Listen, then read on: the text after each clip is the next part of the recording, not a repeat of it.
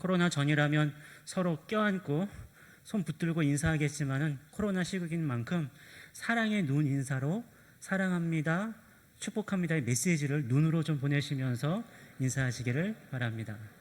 사랑합니다, 축복합니다. 우리 온라인으로 예배드리는 성도님들도 사랑합니다, 축복합니다. 오전에도 말씀드렸지만요, 이 시간 정말로 귀한 시간이에요. 이 시간 오후 예배니까 덜 중요한 게 아니고 동일한 예배입니다. 또 이 예배 가운데 집중해야 될 거는요, 제가 아니라 말씀입니다. 이 시간에도 말씀에 집중하심으로 하나님의 선한 뜻을 분별하는 은혜가 있기를 간절히 소망합니다. 기도하고 말씀 듣겠습니다. 살아계신 하나님 아버지, 감사합니다. 예수님께서 십자가에서 죽으시고 부활하심으로 말미암아 이 죄인 다시금 하나님 전에 나와 다시금 하나님을 예배하며 주의 말씀 앞에 섭니다. 주님, 말씀하여 주시옵소서. 이 시간 우리를 향하신, 나를 향하신, 동산을 향하신 하나님의 말씀이 선포되어질 때에 아멘으로 화답하게 하시고 그 말씀 붙들며 비전 예수할 수 있도록 성령님 역사하여 주시옵소서. 연약한 종이 주의 말씀을 전합니다. 오직 복음의 통로로만 사용하여 주시옵소서. 예수님 이름으로 기도하옵나이다. 아멘. 그 총회 미래정책전략위원회라는 게 조성이 됐어요. 요즘 코로나 시대이고 어려운 시대이니까 총회 차원에서도 이제 미래 사회를 준비하며 어떻게 교회가 세워져야 할지에 대한 그런 위원회입니다.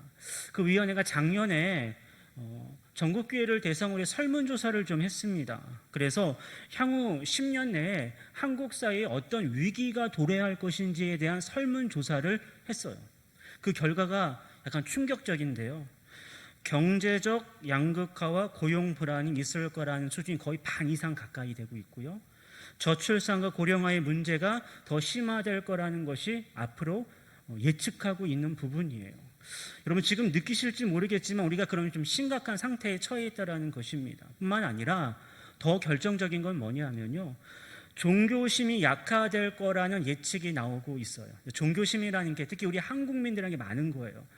옛날 샤머니즘부터 시작해서 늘 약간 종교심이 강한 그런 영향 때문에 한국교회도 상당히 많은 영향을 받았는데, 그런 종교심이 약화될 것이고 결국 이것은 우리 기독교, 개신교의 쇠퇴를 예상하고 있는 전문가들이 너무나 많다라는 거예요.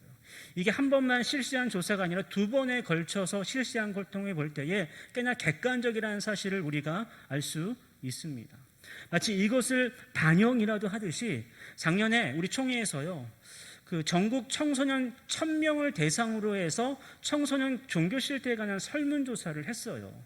2020년 8월에 했는데 그때 1000명 중에 무려 67.9%나 되는 학생들이 종교가 없어요. 그러니까 1000명 세워놓고 거의 600명, 700명이 종교가 무종교인 거예요. 기껏 한 20% 정도가 기독교인인 거죠. 이것을 분석해 볼 때 우리 청소년들의 탈종교화라고 하거든요. 탈종교화 현상이 점점 심해지고 있다는 것을 이 자료를 통해 우리가 알 수 있습니다. 청소년뿐만이 아니에요. 지금 기독 청년들도 상당히 문제가 되고 있어요. 우리 기독 청년들에 대한 실태 연구를 목회 데이터 연구소라는 단체가 있거든요. 그 단체가 다른 이제 신학대학과 연합해서 조사를 좀 했어요. 700명을 대상으로 해서 온라인 조사를 실시했는데 교회를 언제 떠나는가, 교회를 떠나는 시기에 대해 좀 조사를 해봤더니 중학교 때, 고등학교 때 많이 떠나지만 대체로 대학교 들어가서부터 거의 교회를 떠난다고 나오고 있어요. 그 교회를 떠나는 퍼센테이지가 무려 70% 정도에 육박하고 있다는 점입니다. 다시 말씀을 드린다면 10명 중 7명이 교회를 떠나요. 대학교 졸업한 뒤에 10명 중에 7명, 한 번 더 눌러주시면 그 다음에 나옵니다. 10명 중에 7명이 교회를 떠난대요. 여러분 뿐만 아니라 현재 교회에 출석하고 있는 기독 청년들에게도 이렇게 질문해 봤습니다. 10년 후에 나의 신앙생활은 어떻게 예상하는가? 라는 질문을 해봤더니 무려 청년 3명 중에 1명 내지 2명 정도가 10년 후에 나는 아마 종교를 떠날 것 같다, 기독교를 떠날 것 같다, 난 교회를 떠날 것 같다라는 설문조사 결과가 나왔습니다. 충격을 받는 표정인 거 맞으시죠? 너무나 심각해요. 지금 다음 세대, 우리 기독교의 위기가 얼마나 지금 위태위태한지 몰라요. 정말 많은 사람들이 인정하고 있듯이 우리 기독교는 지금 위기를 맞고 있고, 특별히 다음 세대가 무너지고 흔들리고 있는 때를 우리가 살고 있다는 것입니다. 출구가 보이지 않아요. 어떻게 해야 될까? 사실 한국교회는요, 이런 문제를 예측하고요, 수년 전부터 다음 세대를 위해 준비해 왔습니다. 늘 다음 세대를 키우자, 다음 세대를 키우자, 수많은 구호들과 그런 프로그램들, 교육들을 사실 실시해 왔어요. 우리도 아마 많이 경험했을 것입니다. 교육위원회, 교선신 예배 때마다 말씀 들었어요. 사사기 2장 10절의 말씀 여러분 아마 잘 기억하고 있을 거예요. 대체로 무슨 교육위원회, 비전, 헌신 예배 때마다 늘 듣는 말씀이에요. 다른 세대가 여호와를 알지 못했으니까 이 세대를 우리가 여호와를 알 수 있도록 해야 됩니다. 우리는 사실 20년 전, 10년 전 계속해서 거의 똑같은 방향을 가지고 다음 세대를 살려야지만 됩니다라고 준비를 했다라는 것입니다. 총회와 노회, 수많은 기독교 교육기관, 선교단체에서요, 많은 장기 프로젝트, 단기 프로젝트, 다양한 프로그램들을 가지고 준비해 왔어요. 그런데 위기를 맞고 있어요. 다음 세대가 흔들리고 있어요. 그럼 무엇이 잘못된 것일까요? 우리 선배들이 잘못해서 그런가요? 아니요. 너무 욕하지 마세요. 비판 좀 하지 마세요. 그분들도 나름대로 최선을 다해 치열하게, 치밀하게 준비했고 일했습니다. 그럼에도 지금 우리는 기독교의 위기, 이 교육의 위기를 막지 못해서 지금 이런 식의 설문조사라든지 대략 보이는 안타까운 절망적인 현실이 보이고 있습니다. 여러분, 무엇이 문제입니까? 여러분, 이와 같은 열악한 위기 상황 가운데에 제자 훈련과 다음 세대 교육을 통한 부흥이라는 비전을 갖고 있는 우리 동산교회가 과연 이 비전을 실현할 수 있을까요? 답이 있습니까? 여러분, 답이 있습니까? 한번 저를 따라 고백해 보시길 바랍니다. 답이 있습니다. 왜 이렇게 자신이 없습니까? 다시 한번, 답이 있습니다. 여러분, 답이 있습니다. 우리가 무엇을 보는가에 있어요. 여러분, 제 손이 이렇게 있는데요, 제 손을 볼 때에 한쪽만 본다면 손바닥만 보는 거예요. 제 손등은 비밀입니다. 몰라요. 근데 제 손을 다 봤다고 할 수 있을까요? 아닐 거예요. 기독교의 위기도 마찬가지입니다. 다음 세대의 위기도 마찬가지입니다. 우리가 손바닥만 보고 위기다, 걱정이다, 망했다, 절망이다, 아무리 해봤자 소용이 없다라고 말할 수 있겠지만 아니에요. 또 다른 뒷면이 있다라는 사실, 우리가 지금 무엇을 보고 있는가, 그것이 중요하다라는 거예요. 여러분, 우리 동산교회만 해도요, 제자 훈련과 다음 세대 교육을 통한 이 부흥의 비전을 할 수 있어요. 여러분, 외적인 조건도 충분하더라고요. 제가 지도를 펼쳐놓고 한번 기회를 봤어요. 봤더니 바로 요 위에 광명동초등학교가 있더라고요. 좀만 내려가니까 도덕초등학교가 있더라고요. 그 위에 광명북초등학교, 중학교, 고등학교가 있고요. 좀 넘어가니까 시청 쪽에 광명중학교가 있고 광성초등학교도 있더라고요. 더군다나 이 지역이 지금 한창 재개발되고 있는 지역이에요. 텃밭이에요, 텃밭. 그 텃밭 한가운데 우리 동산교회가 서 있습니다. 여러분, 이 정도면 충분한 것 아니겠습니까? 여기에다가 지난 45년에 우리 동산교회의 저력이 있어요. 수많은 어려움들, 고비들이 있지 않았습니까? 우리 장로님께서 계속 그 어려운 고비들을 좀 말씀해 주시더라고요. 정말 마음이 아팠어요. 한편 목사로서 많이 부끄럽기도 했어요. 그 고비들 가운데, 그 위기들 가운데에 정말 눈물과 땀으로 이 교회를 지키신 분들이 지금 계시는 것 아니겠어요? 그 눈물과 땀이 절대로 헛되지 않을 거예요. 끝까지 교회를 지키며 밤새도록 잠을 자가며 이 교회를 지키신 분들의 그 모습들, 그 모든 것들이 절대로 헛되지 않을 거라는 것입니다. 저는 이 가능성을 본다라는 거예요. 비록 지금 우리 기독교가 위기를 맞고 있고요, 다음 세대가 위기다, 맞아요. 정말 위기예요. 인정합시다. 인정하는 대신에 이전에 이런 어려움이 있었고, 그래서 지금 상황이 이러니까 우리는 소망이 없어 절망은 하지 말자라는 거예요. 이 위기 속에서 우리가 무언가 바라봐야 될 것이 있다는 것입니다. 무엇을 바라봐야 되는 것입니까? 여전히 일하시는 하나님을 바라보십시오. 나의 능력과 전혀 관계없이 나이 하찮은 능력과 전혀 관계없이 너무나 탁월하게 일을 만들어 가시는 하나님, 여러분 지난 10년 전에 다 경험하셨다라고 제가 듣고 있어요. 하나하나 맞춰가시고 하나하나 고비를 넘게 하신 그 하나님, 그 하나님을 바라보시면 돼요. 믿음의 눈을 열고 보면 다르다라는 것입니다. 여러분 오늘 말씀의 제목이 뭐라고 그랬습니까? 저를 따라 고백해 보세요. 비전 예수. 비전 예수예요. 여러분, 우리가 이것을 이루어야지만 돼요. 비전이란 말 뭡니까? 어렵게 우리 해석하지 말자고, 본다라는 거예요. 곧 비전 예수란 말은 예수를 봅시다 그 말이에요. 위기 상황, 힘든 거, 어려운 거, 짜증나는 거, 뭐 불평스러운 거, 뭐 그냥 부정적인 거 보고 막 절망하고 막 그러지 마시고 비전 예수 하십시오. 그때 소망이 있습니다. 예수를 바라볼 때에 답이 있습니다. 예수님에게 답이 있다라는 사실을 믿으시기를 바랍니다. 예수님이 답이고 복음이 답이에요. 여러분, 이게 제가 지금 막 여러분들을 막 선동하기 위해 하는 제 말이 아니에요. 여러분 오늘 본문 히브리서 12장 1절 말씀을 보시겠어요? 어떻게 말씀하고 있어요? 이러므로 우리에게 구름같이 둘러싼 허다한 증인들이 있으니, 여러분 제가 여러분들을 막 선동하고 현학적으로 미혹하는 게 아니에요. 성경에 있는 말을 지금 제가 하고 있는 거예요. 히브리서 12장 1절 분명히 말하고 있어요. 허다한 증인들이 있대요. 여러분 히브리서는요, 흩어진 그리스도인들에게 쓰여진 공동 서신서예요. 그러니까 바울 서신서가 있고요, 바울 서신서 이에 첫 번째로 나오는 공동 서신서예요. 당시 그리스도인들은요 매우 절망적인 상황 가운데 처해 있었어요. 나름대로 예수님을 믿으면 분명히 다를 거라 생각을 했어요. 그래서 정말 예수님을 믿었어요. 그는 자신의 모든 것들을 다 내어놓고 드리고 헌신하고 모든 열정을 다 예수님을 믿는 데 쏟아냈어요. 요즘 우리의 헌신과 희생과 비교할 수 없을 정도로 그 당시 그리스도인들은요 자신의 전부를 내어드렸어요. 교회를 개척하였고 헌신하였고 교회를 세워갔어요. 그런데 현실은 계속되는 핍박과 궁핍한 삶이었어요. 지금 그들을 향하여서 히브리서 기자가 하나님의 편지를 쓰고 있는 거예요. 정말로 절망적이고, 예수님을 믿는데 왜 복을 못 받지? 예수님을 믿는데 왜 이렇게 환난과 핍박이 끊이지가 않지? 지금 그들을 향하여 히브리서를 쓰고 있다는 것입니다. 이 모습은 흡사 기독교의 위기, 주일학교의 위기에 직면한 우리의 모습이기도 해요.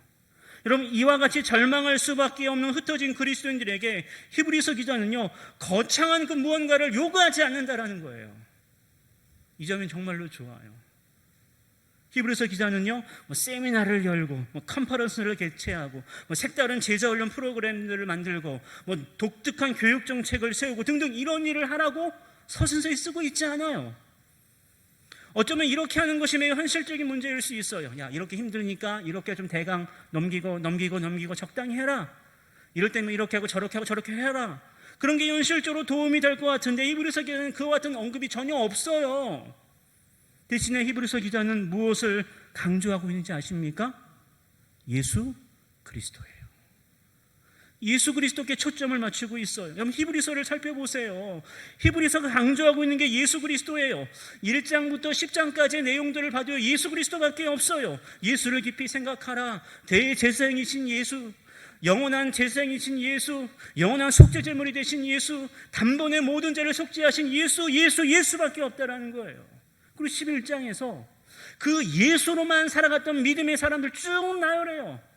세상에 감당할 수 없는 믿음의 사람들이었다 라고 11장에서 기록한 다음에 오늘 12장 1절이 시작된다는 거예요. 그럼 12장 1절 다시 한번 보세요. 이러므로 우리에게 구름같이 둘러싼 허다한 증인들이 있으니, 이 허다한 증인들은요 그냥 지나가는 구름같이 둘러싼 무리들이 아니에요. 증인들이란 말 자체가 마르티스 해서 순교자들이에요. 예수님을 믿기로 결심하고 예수님을 따르기로 결심하며 자신의 목숨을 내어준 허다한 증인들이 너무나 많다요. 구름같이 너무나 많대요. 그러니 의심하지 말고 절망하지 말고 염려하지 말라는 거예요. 우리에게 허다한 증인들이 있다라는 것입니다. 너무나 많은 증인들, 예수의 복음으로 살았던 너무나 많은 증인들이 있으니까 모든 무거운 것과 얽매기 쉬운 죄를 좀 벗어버리고 던져버리고 깨끗하게 던져버리고 오늘 본문 2절 말씀을 보세요. 믿음의 주여 또 온전하게 하신 이인, 저를 따라 고백해 보세요. 예수를 바라보자. 다시 한번요. 예수를 바라보자. 여기에 초점이 있어요. 예수를 바라보는 것. 여러분, 다음 세대의 위기, 이 기독교의 위기 앞에 가장 안타까워하는 사람이 누구일까요? 보니까 우리 교회 장로님들이 너무나 안타까워하고 계시더라고요. 여러분, 우리보다 더 안타까워하신 분이 누군지 아셔요? 예수님이에요. 예수님. 지금의 상황을 가장 많이 안타까워하고 계시는 분이 예수님이셔요. 동시에 이 안타까운 상황, 이 문제, 이 위기를 해결하실 분도 예수님이라는 사실을 믿으시기를 바랍니다. 이 말은요, 반드시 해결될 수 있다는 거예요. 이거 어떻게 해결하지? 저도 모르겠어요. 어떻게 해결할지 저는 모르겠지만은요, 분명히 예수님께서 해결해 주실 것입니다. 오늘 말씀 다시 한번 2절 말씀 보세요. 믿음의 주여 또 온전하게 하신 이인. 믿음의 주, 이 주라는 말이 창시자예요. 그러니까 모든 믿음의 창시, 그러니까 내 믿음의 모든 것들이 어디에 있어야지만 되는가? 내가 부자 될 줄 믿습니다, 뭐 할 줄 믿습니다, 그런 믿음이 아니라 나의 모든 믿음의 근거가 예수님이라는 거예요. 그 믿음을 완성하신 분도 예수님이라는 거예요. 그래서 예수를 바라보자라는 거예요. 이 바라보자라는 단어도요, 대단히 중요한 의미를 담고 있어요. 바라보는 게요, 주일만 이렇게 바라봤다가 또 평일엔 여기 바라봤다가 저기 바라봤다가 주일날 잠깐 바라봤다가 그렇게 바라본다라는 뜻이 아니에요. 이 바라보자라는 이 단어는요, 딴 데를 보다가 돌이켜 바라보는 것을 의미하고요, 두 번째로 거기에 초점을 맞추고 고정하는 것을 의미해요. 곧 믿음의 주여 또 온전하게 하신 이인 예수를 바라보자, 이 말은요, 나의 모든 초점을 예수님께 딱 고정해 놓고, 영어 성경은 픽스라는 말을 쓰는데 딱 고정해 놓고 흔들리지 않겠다라는 것입니다. 주목하겠다라는 거예요. 다른 것에 전혀 눈길을 주지 않겠다라는 것입니다. 바로 여기에 소망이 있고 여기에 놀라운 역사가 있습니다. 우리 동산교회 비전이 있어요. 우리 장로님께서 오후 설교는 이 동산교회 비전에 대해서 설교를 해주셨으면 좋겠다고 저한테 하시더라고요. 그래서 전 처음에는요, 원고를 쓸 때에 그래, 동산의 비전을 위해서 내가 이런 프로그램을 가지고 이렇게 좀 제시를 하면 다들 좋아하겠다, 그런 본문들을 가지고 처음에 원고를 좀 썼어요. 쓰다 보니까 너무 제 자신이 부끄러웠어요. 왜냐? 제가 동산교회를 많이 알지 못하거든요. 조금 듣는 것 외에는 알지 못해요. 그런데 내가 무슨 계획을 세울 수 있고 어떻게 할 수 있겠단 말입니까? 제가 거짓말하고 있는 거더라고요. 여러분들을 잘 이렇게 저를 마음에 들게 해가지고 어떻게 하면 저의 좀 인간적인 마음에 들어갔던 것 같아요. 그게 아니다. 원고를 찢어버렸어요. 찢지는 않고 삭제했죠. 전 컴퓨터로 원고를 쓰니까. 델리트를 딱 눌러버리고 새로 썼어요. 그게 바로 비전 예수였어요. 우리 동산교회 비전은 정말로 좋아요. 제자 훈련과 다음 세대 교육이에요. 이것을 통해서 우리 동산교회가 발전하겠다는 말이 아닌 것 같아요. 이 지역을 살리고 한국교회를 살리고 하나님의 나라를 확장해 가는 것, 바로 이것이 우리 동산의 비전이에요. 그럼 정말로 이것을 실현하기를 원한다면 우리 앞에 놓여진 열악한 현실에 절대로 절망하지 마세요. 저와 여러분, 우리가 함께하면 반드시 할 수 있습니다. 다양한 기질, 다양한 은사가 있어서 때론 그것이 좀 어긋날 때도 있고요, 서로 맞지 않을 때도 분명히 있겠지만 함께 협력하면요, 협력하여 선을 이루시는 하나님께서 예수 그리스도를 통해 반드시 이루실 것입니다. 전 저만 앞장서지 않을 거예요. 나를 따르라, 저만 따르라고 절대로 말하지 않을 것입니다. 저는 그저 예수님만 비전할 거예요. 그저 저는 예수님만 따라갈 것이고 교회의 머리신 예수님의 말씀만 들을 것이고 그 자리에서 여러분 손을 붙들고 함께 나아갈 거예요. 물론 저는 모든 열정을 다 쏟아서 이 비전을 이루는 데 힘을 쓰겠죠. 중요한 건 무엇입니까? 내 모든 초점을 예수님께 고정한다는 거예요. 사람들, 현상들, 열악한 것들을 바라보는 것이 아니라 모든 일에 앞서서 나의 모든 비전이 오직 예수님밖에 없습니다. 나의 모든 초점을 예수님께 맞춥니다 라고 나아갈 뿐이라는 것입니다. 내가 원하는 때, 내가 원하는 방식이 아니라 우리 주님께서 가장 잘 아실 테니까 그 주님의 방식이 무엇인지를 귀를 열고 저는 분별해낼 거예요. 같이 기도할 거예요. 그러면서 하나씩 하나씩 이 동산의 비전을 이뤄나갈 거예요. 그때 여러분 분명히 기억하십시오. 내가 이루는 것이 아니라, 여러분이 이루는 것이 아니라 저와 여러분 우리를 통해서 예수님께서 반드시 이루신다라는 사실을 믿으십시오. 고린도전서 3장 6절과 7절에 있는 말씀을 한번 보시겠어요? 어떻게 말씀하고 있습니까? 나는 심었고 아볼로는 물을 주었으되 오직 하나님께서 자라나게 하셨나니, 오직 자라나게 하시는 이는 저를 따라 고백해 보십시오. 하나님뿐이니라. 하나님이 하셔요. 하나님이 하십니다. 우리가 아무리 노력해봤자 그것밖에 안 돼요. 노력해봤자 노력한 그것밖에 없어요. 그렇지만 하나님께 모든 걸 내어드릴 때 하나님만큼 하나님이 모든 일을 해내신다는 것입니다. 부흥의 원동력은요, 사람에게 있지 않습니다. 사람의 탁월한 재능과 경험과 그런 능력이 있지 않아요. 그 사람을 사용하시는 하나님께 부흥의 원동력이 있다는 사실을 기억하십시오. 이것을 믿는다면 우리가 해야 될 것은 무엇입니까? 비전 예수예요. 예수를 바라보는 것이 제일 중요하다는 것입니다. 여러분, 예수님을 바라보는 일에 집중하시길 바랍니다. 우리가 해내는 것이 아니라 하나님이 좀 일하시도록 우리의 자리를 좀 내어드리라는 거예요. 이전의 방식들, 이전의 생각들, 나의 편견들, 나의 모든 선입견들 다 내려놨으면 좋겠어요. 모든 것들 다 주님께 내려놓고 믿음의 주여, 또 온전하게 하신 그 예수님이 이루실 걸 기대하며 계속 나아가자라는 것입니다. 함께 나아가시겠습니까? 예수님을 바라보며 나아가시겠습니까? 그렇다면 세 가지 사실을 꼭 기억하셔요. 동산 비전을 이루며 비전 예수를 하기 위해서 우리에게 세 가지 중요한 게 필요해요. 오늘 본문은 첫 번째로 이렇게 말씀하고 있습니다. 본문 1절에 있는 말씀 다시 보시겠어요? 이러므로 우리에게 구름같이 둘러싼 허다한 증인들이 있으니 모든 무거운 것과 얽매이기 쉬운 죄를 벗어버리고, 그 다음에 뭐라고 기록하고 있습니까? 인내로써라고 말하고 있어요. 여러분, 비전 예수를 바라보는 그 동산의 비전을 이루기 위해서 어떻게 해야 되는가? 인내해야지만 됩니다. 인내. 한 번 더 클릭해 주십시오. 인내예요. 여러분, 인내라는 단어를 우리가 아주 쉽게 생각할 수 있겠지만 그렇지 않아요. 인내라는 단어는요, 견고히 서 있다, 확고부동하다는 뜻도 있어요. 근데 더 나아가서 이 말 속에는요, 기대하다, 기다린다라는 뜻도 있어요. 그 인내한다는 말은요, 예수님을 바라볼 때마다 수많은 핍박과 환난들이 있을 거예요. 수많은 비웃음과 조롱이 있을지 모르겠어요. 그때마다 확고히 서서 막연하게 위축되고 주눅들어 있는 것이 아니라 계속 확고부동이 딱 서서 기대하는 거예요. 그래, 우리 주님께서 이루실 거야, 우리 하나님께서 반드시 이루어 주실 거야라는 기대와 기다림을 가지고 인내한다라는 뜻이에요. 그 인내가 있어야지만 비전 예수 할 수 있습니다. 이 인내가 있어야지만 동산의 비전은 반드시 이루어질 것입니다. 누가복음 21장 17절부터 19절 말씀 보시겠어요? 예수님이 이런 말씀을 하셔요.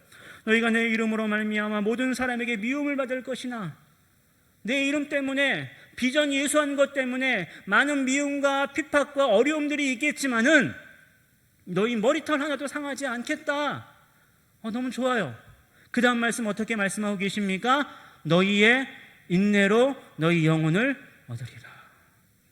인내할 때 영혼을 구원할 수 있어. 영혼을 얻을 수 있어요.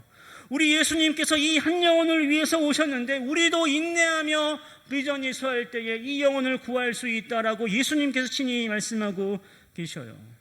누가복음 8장 15절 말씀도 보시겠어요? 인내로 결실할 수 있다라고 말씀하십니다. 로마서 5장 3절과 4절 말씀도 보시겠어요? 인내를 통하여 결국 소망이 이루어질 수 있다라고 약속하십니다. 할렐루야. 그런 여러분 인내합시다. 지금 비록 여러 가지 어렵고 힘든 그런 순간들을 보내고 있어요. 교회적으로도 이제 앞으로 넘어야 될 산들이 많이 있을 것 같아요. 세워질 분도 많이 있어요. 나는 못해, 어려워, 난 잠시 쉴래, 그러지 마시고 우리 다 함께 인내하며 비전 예수하기를 간절히 소원합니다. 여러분, 두 번째로 이 동산 비전을 함께 이루기 위한 이 비전 예수를 위해서 무엇을 해야 되는가? 본문 1절에 있는 말씀 다시 한번 보시겠어요? 인내로써 한 다음에 어떻게 말씀하고 있습니까? 우리 앞에 당한 경주를 하며 라고 말하고 있어요. 여러분, 두 번째로 기억하십시오. 경주해야지만 됩니다. 여러분, 경주라는 단어도 그 의미를 원어를 통해 살펴보니까요, 경주하면 우리가 흔히 생각하는 게 뭐예요? 달리는 걸 생각하잖아요. 그런데 이 경주라는 이 말 자체가요, 단순히 달리다라는 의미만 있을 뿐만이 아니라 싸움이라는 의미가 있더라고요. 그러니까 마냥 아무 목적도 없이 달리려고 하니까 막 달리는 것이 아니라 무언가 투쟁하고 싸우면서 하는 걸 뜻해요.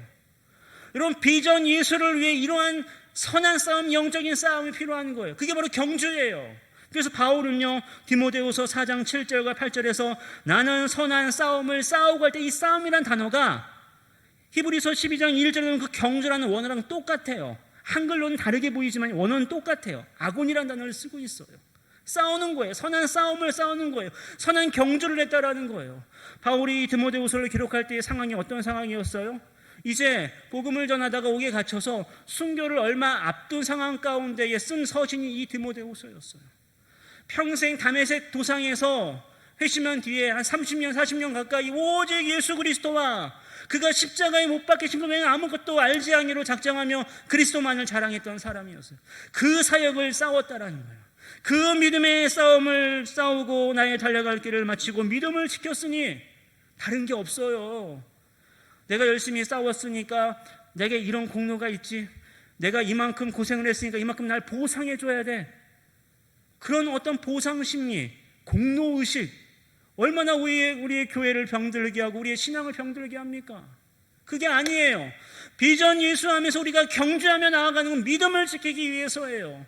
날마다 예수님 바라보지 못하게 하는 모든 악한 유혹들과 싸워 이기며 날마다 비전 예수님께 모든 초점을 맞추며 나아가는 삶이 되어야 된다는 것입니다. 거기에 싸워야 돼요.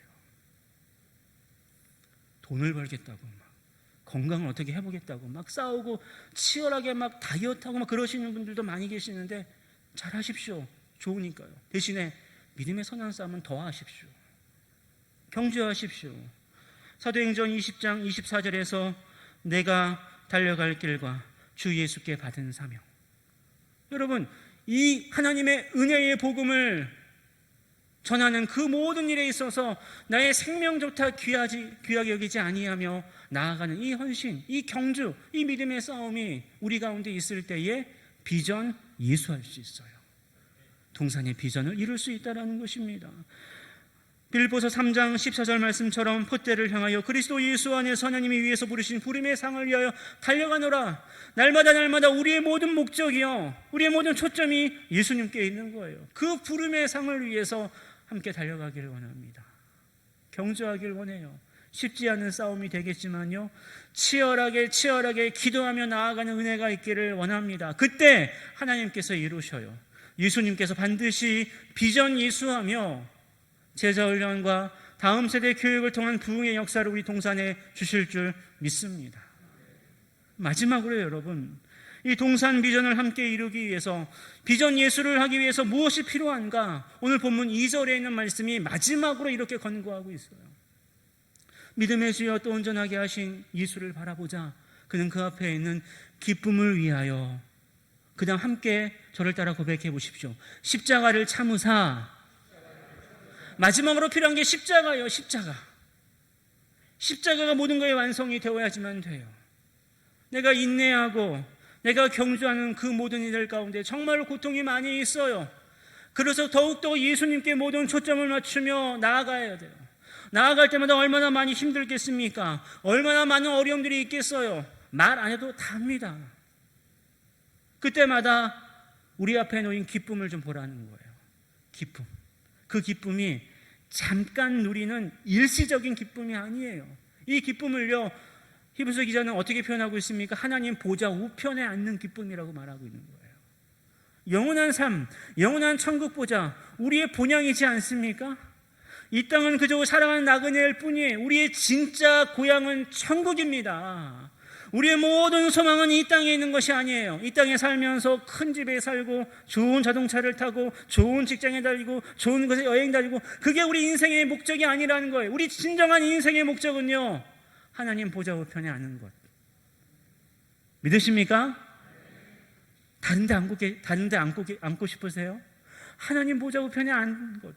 그러기에 십자가밖에 없다라는 것입니다. 그 십자가가 비록 저주이고 고통이고 아픔이지만은 그 십자가를 붙들며 날마다 나아갈 때에 그 기쁨을 기억하면서, 영원한 기쁨을 기억하며 날마다 십자가를 붙들며 그 십자가를 지며 나아갈 때에 하나님 보좌 우편에 앉을 수 있습니다.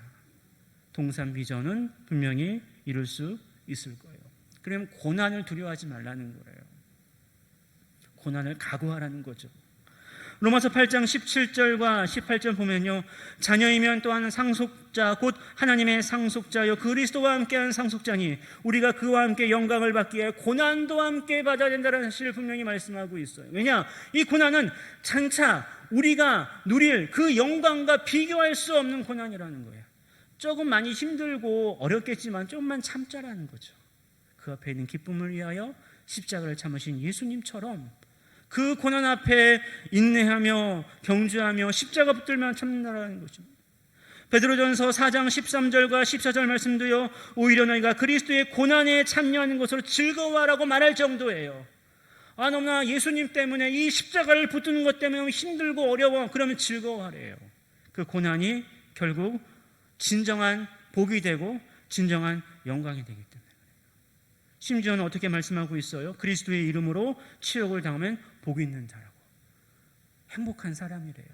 우리가 오전 말씀을 통해서 행복한 삶에 대한 말씀을 드렸는데, 치욕을, 그리스도의 이름 때문에, 복음 때문에 고난과 고통, 치욕이 있다면 그것이 바로 행복한 사람이라고 말할 정도로 십자가를 붙드는 것이 중요하다는 사실을 지금 말씀하고 있습니다.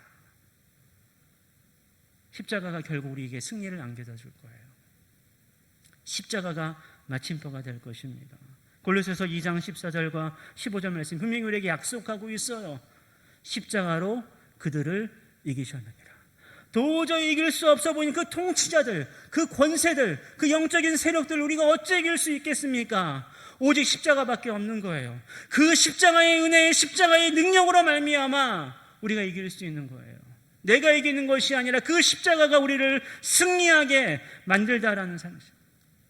그러니 여러분, 비전 예수를 위하여서 십자가를 꼭 놓치지 마시고, 고난이 있을 때 더 십자가를 딱 붙들고, 내가 못 붙들겠으면요, 옆에 있는 집사님에게 요청하세요. 함께 붙들자. 장로님 함께 붙들어 주세요. 권사님 함께 해주세요. 함께 붙들며 끝까지 십자가를 붙들며 비전 예수하며 동산의 비전을 이루어 가시기를 간절히 소원합니다. 오늘 말씀을 정리합니다. 비전 예수예요. 비전 예수. 예수를 바라봅시다. 이 기독교의 위기, 이 다음 세대의 위기, 무엇을 해야지만 됩니까? 제자훈련과 다음 세대 교육을 통해 이 부흥의 역사를 어떻게 이룰 수 있겠습니까? 이룰 수 있습니다.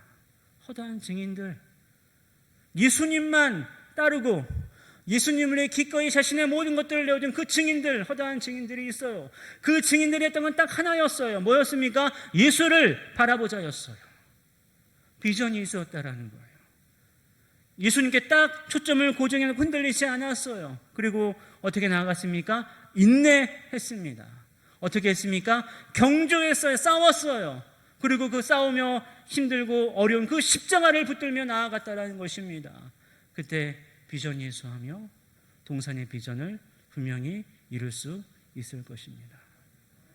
이 비전 이름의 주인공이 바로 우리예요. 예수님께 모든 초점을 맞춘 바로 우리라는 사실입니다. 그러니 이 위기 앞에 할 수 없다, 끝났다라고 절망하지 마시고 비전 예수함으로 말미암아, 예수를 바라봄으로 말미암아 다시금 예수님이 주신 그 능력 가운데에 온전히 우리 동산에게 주신 이 비전을 이루며 하늘의 영광을 소망하며 나아갈 수 있는 동산의 모든 가족들 되시기를 주님의 이름으로 간절히 축원합니다. 기도하겠습니다. 은혜로우신 하나님 아버지 감사합니다. 비전 예수할 수 있도록 말씀을 통해 다시 한번 일깨워 주시니 진실로 감사를 드립니다. 인내하며 경주하며 십자가 붙들며 온전히 비전 예수함으로 말미암아 동산의 비전을 이루며 동산을 향하신 온전한 주님의 뜻을 선하게 이루어 나아갈 수 있도록 우리 모두를 사용하여 주시옵소서. 예수님 이름으로 기도하옵나이다. 아멘.